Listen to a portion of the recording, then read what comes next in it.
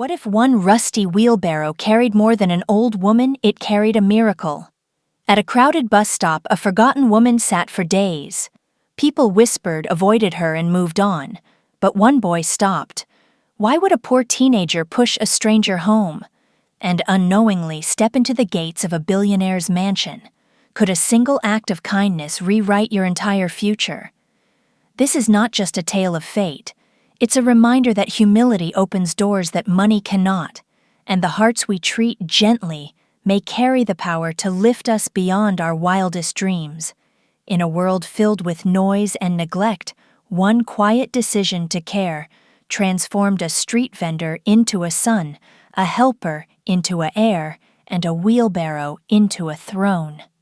Stay with us as we unravel a story that proves when love is real, bloodlines don't matter, and the smallest gesture can become your greatest inheritance. What would you do if you saw an old woman sitting alone for 3 days, silent, unmoving, forgotten by the world? Most people walked past her, but one boy didn't. And what happened next changed both of their lives forever. For 3 long days, she sat there still silent and surrounded by whispers. Her name was Margaret, but nobody at the Okio bus stop knew that.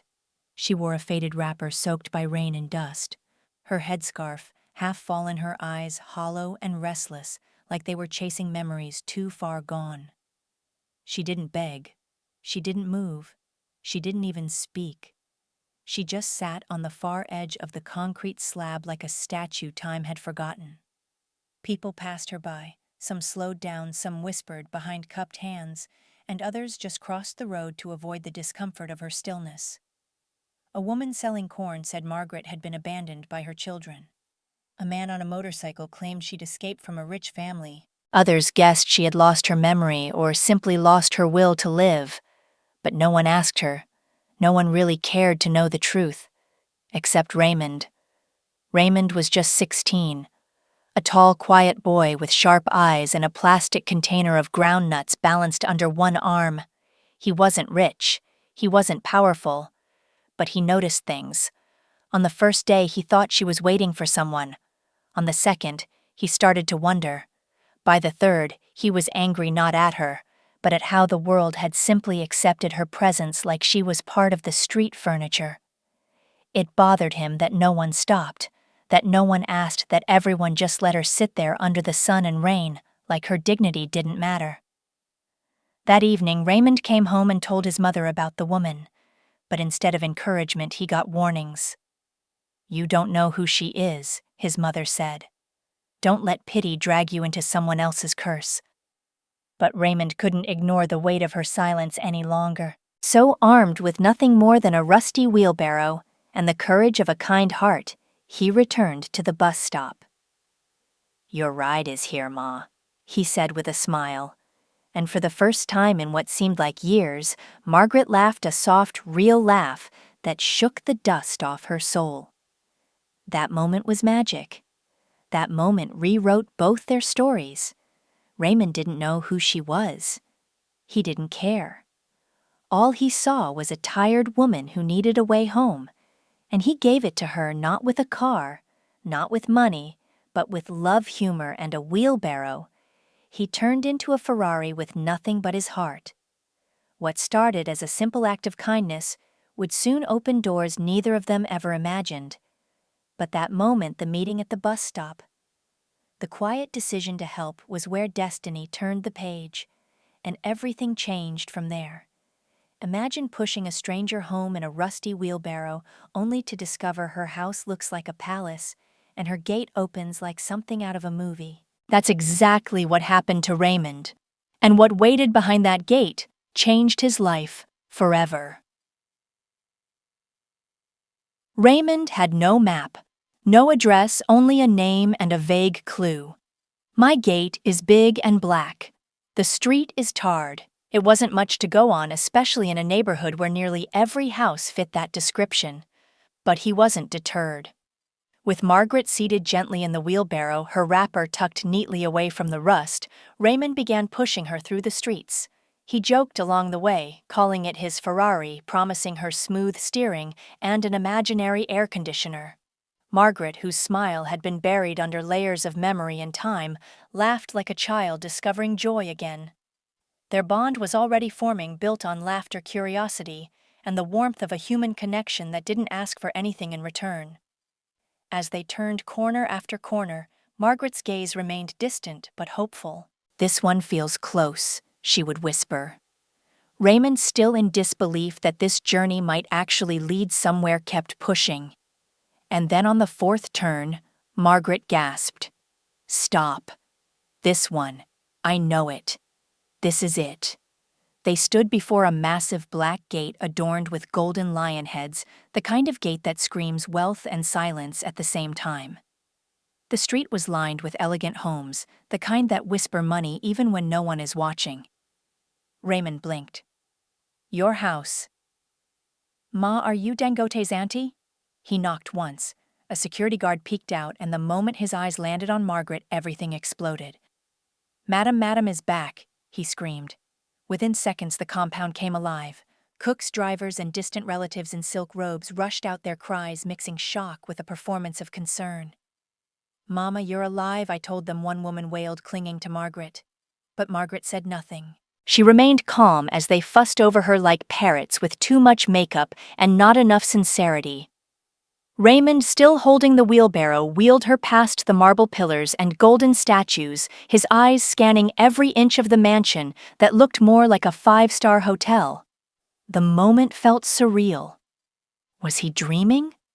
He had just pushed an old woman off a bus stop slab, and now he was in a house where the chandelier probably had a personal assistant. "Ma, sorry, oh. Are we still in Nigeria?" he whispered. She smiled, her first real smile that day.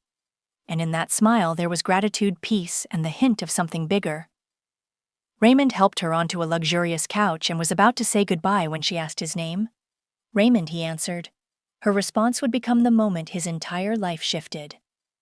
"You pushed me like a king would push his queen," she said. "Come back tomorrow morning. I want to give you something better than ground nuts." What could she possibly mean? He didn't know it yet, but Margaret was about to rewrite his destiny. All because he pushed a stranger home with nothing but kindness and an old wheelbarrow. What happens when a simple act of kindness transforms into an unexpected opportunity? Raymond's life was about to change in ways he never imagined, simply by answering a question. "What do you want from me?" The following morning, Raymond returned to Margaret's mansion with mixed feelings. His thoughts were racing. He had never expected anything like this. What could an old woman possibly want with someone like him?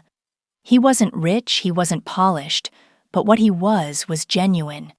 He had simply done what was right. Little did he know it was his heart that Margaret had noticed. "Raymond," she called out as he entered the grand foyer. "Sit down." Her voice had softened overnight, now imbued with the warmth of familiarity. He walked cautiously into the grand room, still taken aback by its opulence. The golden chandeliers glimmered like an unspoken promise, the walls adorned with art pieces that looked like they belonged in a museum. He had only been here for a day, but it felt like an entirely different world. Margaret gestured for him to sit in front of her where a desk full of papers and files stood. She folded her hands delicately on the table. "You've been a great help to me, Raymond," she said, her eyes narrowing as she appraised him. "There's something in you, something more than just the boy who pushed an old woman in a wheelbarrow." Raymond blinked. He had expected her to offer money for his trouble, or maybe a simple thank you, but never anything more. "Ma, I don't need anything. You've done so much already. I'm just here because you needed help." Margaret smiled. "That's exactly why I trust you. You don't want anything, but I see you. And I know what's missing from this house. This business. You." Raymond's heart skipped a beat. "Me? Yes. I need someone who can manage my affairs, someone with heart and integrity. Someone who won't just take orders, but will understand the bigger picture. Margaret's eyes locked with his, and her gaze was unwavering. "I want to hire you as my personal assistant." The words hit Raymond like a tidal wave. "You want to hire me, but I don't know anything about being a personal assistant." Margaret chuckled softly. "You know enough. It's not about the skills you have, Raymond. It's about the trust I have in you. You've already shown me you're the kind of person who'll make things work no matter how messy or complicated they get. That's the kind of loyalty I need." His mind was racing. He had worked odd jobs, helped with some small business tasks, but managing a whole household and business. He was overwhelmed, but the offer so unexpected, so generous, pulled him in. It was more than just a job. It was a chance to prove to himself that he could be more than he ever thought possible. As he sat there, stunned and grateful, Margaret leaned back and smiled again, a smile that felt like a promise. "I'm giving you an opportunity, Raymond. Don't waste it." That day marked the beginning of a new chapter for him, a chapter he never saw coming, but one that he would later realize was the opportunity of a lifetime. What if someone was quietly watching your every move, not to punish you, but to reward you? Raymond didn't know it, but he was being tested, and every honest decision he made was being written into his future. Raymond stepped into his new life with humility, unaware that every action he took was part of a quiet exam he didn't know he was writing. Margaret had welcomed him into her world, not just as a helper, but as a seed of hope, something pure in the midst of a house full of suspicion and snakes. What Raymond saw as a job, Margaret saw as a final gamble on trust. And so, without telling him, she began to test him. At first, the tests were simple. A stack of cash, forgotten, on a hallway table. Important files with land deeds left open on her study desk. A gold bracelet mysteriously dropped behind a cushion. Each time Raymond reacted not with greed, but with instinctive integrity. He would knock gently on her door, return the item with a soft, "Ma, I think this is yours," and move on like it was nothing. But to Margaret it meant everything. Then came the biggest test, one that wore perfume and high heels. A woman claiming to be from the mainland office of Margaret's company showed up unexpectedly. She was poised, confident, and wore a smile that was too polished to be pure. She didn't ask to see Margaret. She asked to speak to Raymond, alone. Behind closed doors, she lowered her voice and offered him something no one ever had before: power. "If you ever find anything, papers, passwords, documents, bring them to me," she whispered sweetly. "You'll be rewarded." Raymond didn't flinch. He didn't argue. He just smiled politely and said, "I'll think about it." But deep inside, he already knew his answer. That same evening, he found an envelope with bank papers near the sitting room. He didn't call the woman. He brought it straight to Margaret. And Margaret, though she said nothing, took note. She was watching always, watching not with cameras, but with the wisdom of a woman who had spent her whole life reading people and sealing deals with just a glance. In Raymond's every choice, she saw something she hadn't seen in years: purity without pretense, loyalty without agenda. He wasn't perfect. He didn't come from privilege. But he had something rare, something the polished men in her boardrooms never had. He had a clean heart. And that, to Margaret, was more valuable than any business degree or polished resume. So she kept watching, kept setting silent traps. And each time he passed, not because he was trying to impress her, but because that's just who he was. Raymond had no idea that his smallest actions, like returning a forgotten file or walking away from a bribe, were changing his destiny behind closed doors. He didn't know that every good decision he made was unlocking something far greater than he could imagine. Until the day Margaret finally called him into her study and asked Raymond, "What did you want to become in life before the wheelbarrow entered your story?" And with that one question, everything he didn't dare to dream suddenly became possible. Why would a billionaire leave her mansion, her wealth, and everything she built just to sit alone on a roadside slab? The truth behind Margaret's disappearance isn't just heartbreaking. It's a powerful lesson about loneliness legacy and the price of being surrounded by people who only pretend to love you. Shaw. Before she became the quiet old woman at the bus stop, the one with tired eyes and mismatched slippers, Margaret was a force of nature. Her name wasn't just known. It was respected, whispered in boardrooms, and printed on the plaques of every major business deal she ever sealed. Alongside her late husband Arnold, she had built A&M Conglomerate, a telecommunications empire worth billions.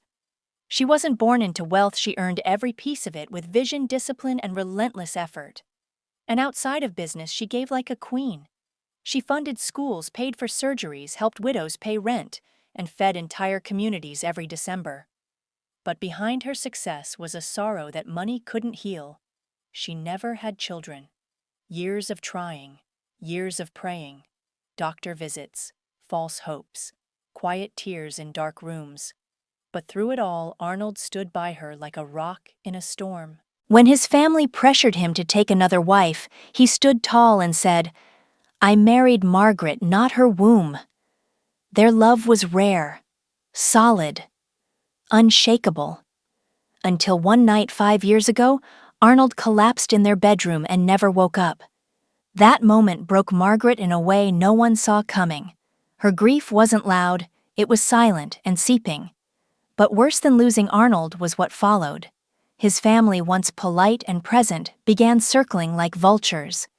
Cousins, nieces, and nephews who used to visit with love now came with subtle smiles and greedy eyes. They weren't coming to comfort, they were coming to count the days. The very staff in her house, once loyal, now whispered behind her back. Most had been planted by those same relative spies in uniforms. She couldn't sneeze without it being reported, couldn't lock her door without it being questioned. She was being watched, not out of care but calculation. And then came the final blow, a diagnosis: early-stage dementia. The doctor had spoken gently, but the words hit like cold steel. "We'll manage it," he said. But Margaret knew the truth. Her mind would fade. Her control would slip. And when that happened, the people around her would move in like wolves. So one morning before dawn broke, she did something no one expected. She took nothing but her name and a memory of her street. She left.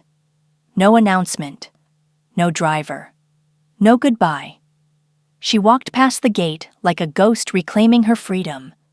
Because if the people inside her mansion were just waiting for her to die, she would rather be lost in the world than imprisoned in her own home.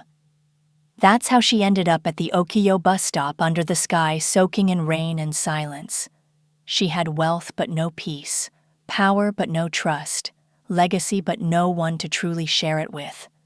Until Raymond came along with no agenda, no scheme, and no knowledge of who she was. Just a wheelbarrow and a good heart. What makes someone family, blood, or behavior? Raymond was just a poor boy with a wheelbarrow, but the way he treated Margaret unlocked something deeper than inheritance.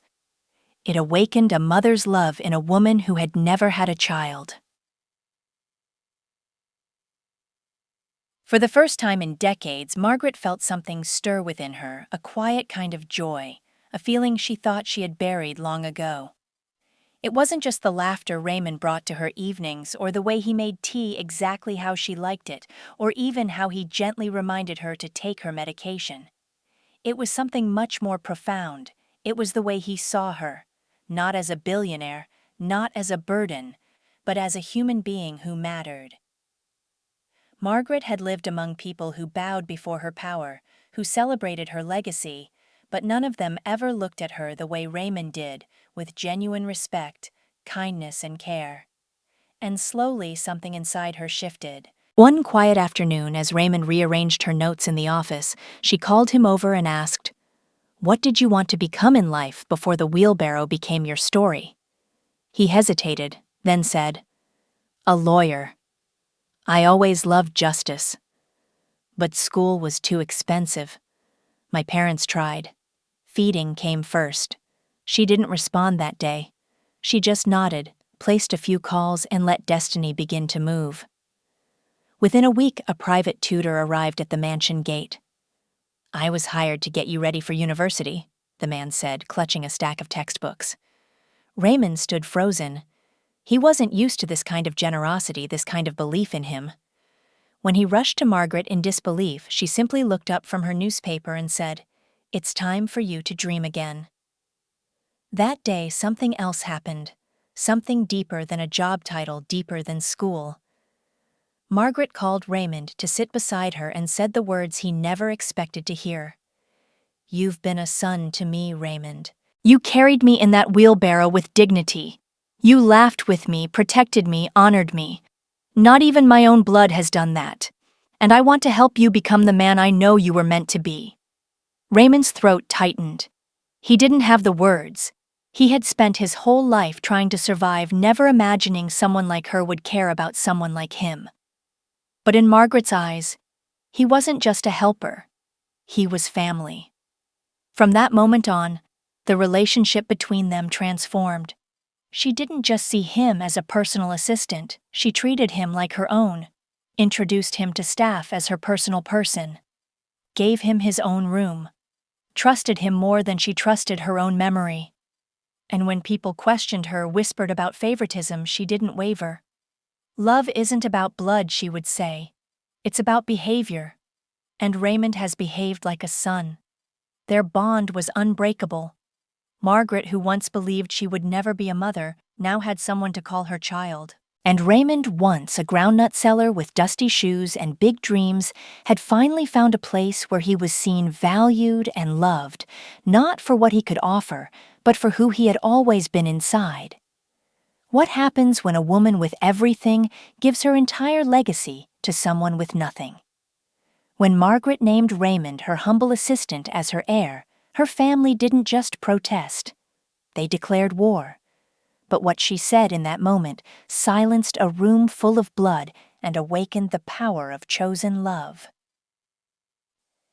The marble floors shimmered under the crystal chandelier, the air thick with perfume, expectation, and silent greed.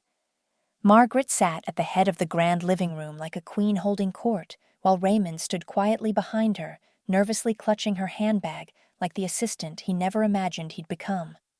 Around them sat family members dressed like royalty and fidgeting like vultures, aunties in full lace and geal, uncles in suits too tight for their egos, cousins who suddenly acted like devoted grandchildren. Everyone thought they knew what this meeting was about, finally a discussion of inheritance, a slice of the empire they believed was theirs by blood. They were wrong. When the lawyer cleared his throat and announced that Raymond Ease would be the sole heir to Margaret's personal estate and legal holdings, the room went silent. 1 second, 2 seconds, then chaos. "What, that boy you gave everything to a groundnut seller?" The screams erupted like fireworks laced with entitlement. A bowl of chin-chin flew across the room. Chairs screeched. Auntie Gladys began wailing as if mourning the death of her bank account. "This is madness," someone shouted. "Witchcraft," cried another. Raymond stood, frozen, eyes wide, unsure whether to run or faint. But Margaret? She didn't flinch. With a calm fierceness that only a woman who had built empires could possess, she raised her hand. "Enough," she said, and they fell silent. "You've all been waiting for years. Not to care for me, not to check on me, but to see what you can take when I'm gone," she said, eyes scanning the room. "You counted my pills, watched my steps, gossiped about my memory, planted spies in my staff, and waited. You thought I didn't notice." Uncle Dio stepped forward, red-faced and trembling. "You can't give everything to a stranger. He's not family." Margaret stared him down. "You're right. He's not family by blood. But he's family by heart, and that's the only kind of family I need." Then she turned to Raymond, who still looked like he had been struck by lightning. She reached for his hand. "This young man pushed me with love in a rusty wheelbarrow. He saw me when all of you were too busy scheming. He didn't know my name, yet treated me with more dignity than any of you ever did."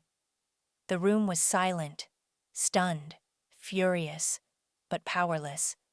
"Security," she said without raising her voice. "Please escort them out."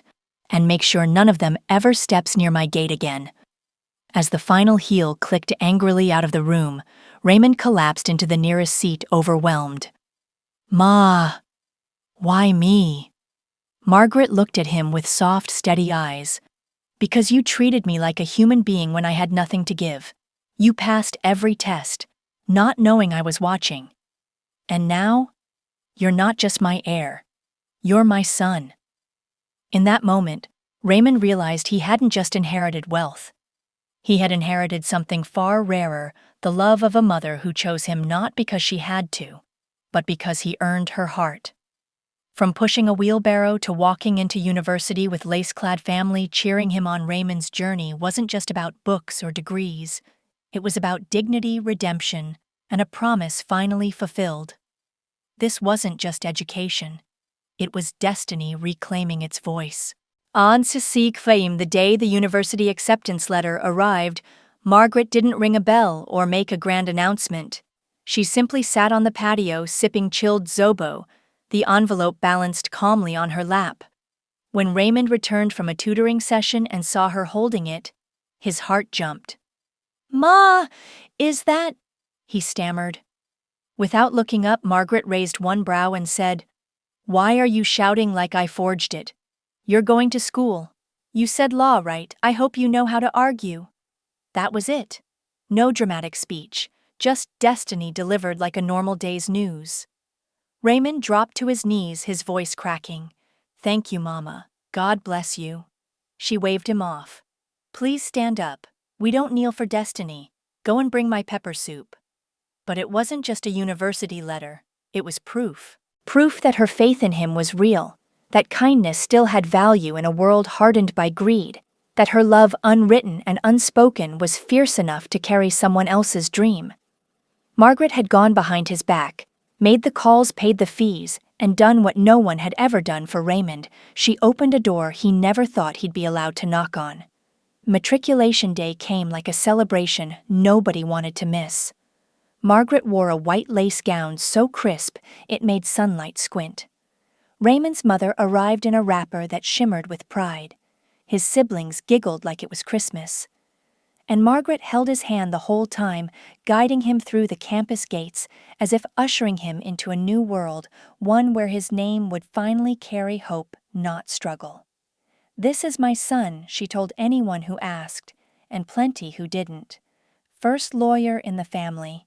He's going to make the law listen." When the university provost smiled and asked, "Are you his biological mother?" Margaret's answer was a quiet thunder. "We passed that level. We're on spiritual contract and divine partnership now." Raymond didn't say much that day. His throat stayed tight, his chest full. But his eyes said everything. Gratitude, respect, a fierce determination not to waste what she had given him. And beneath it all, a silent vow: "I will make you proud." Over the next few months, Margaret continued to guide him not just with money or rules, but with presence. She introduced him to board members, took him to events, made sure everyone in her circle knew exactly who Raymond was. "If I die tomorrow," she said once at a high-level meeting, "and you don't treat this young man with respect, your conscience will chase you into old age." She didn't just fund his education. She fought for his belonging. Margaret had once believed she would never hear a child call her mom. Now she had a son whose very life was becoming her legacy. And Raymond, once a boy on the margins, was now walking boldly through doors built by love, not luck. Because when someone believes in you louder than the world doubts you, you don't just succeed, you rise. Sometimes life reminds us that the people who truly matter are not always the ones connected by blood, but by compassion. Margaret had everything: wealth, power, a mansion filled with people. Yet in the end, it was a poor boy with a wheelbarrow and a kind heart who treated her with the dignity she had long been denied. This story teaches us that true family is not who shares your name, but who shows up with love when you have nothing to offer in return. As we grow older, it becomes clear that trust, respect, and loyalty are not bought. They are earned through small, consistent acts of care. Many seniors like Margaret feel forgotten even in full houses. But kindness, especially from strangers, can rekindle a light thought to be lost. Raymond didn't know her story, but he gave her humanity. And in return, she gave him a future. Let us remember the smallest gesture, a helping hand, a warm word, a shared smile, can change someone's life. And sometimes the love we never expected becomes the legacy we leave behind.